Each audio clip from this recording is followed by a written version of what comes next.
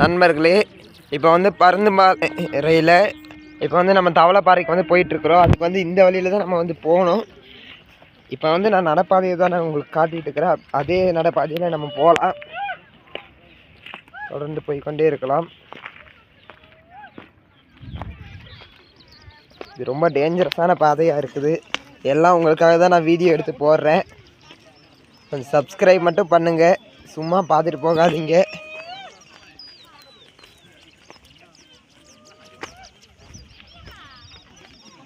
வாங்க அப்படியே தொடர்ந்து போயிட்டே இருக்கலாம்.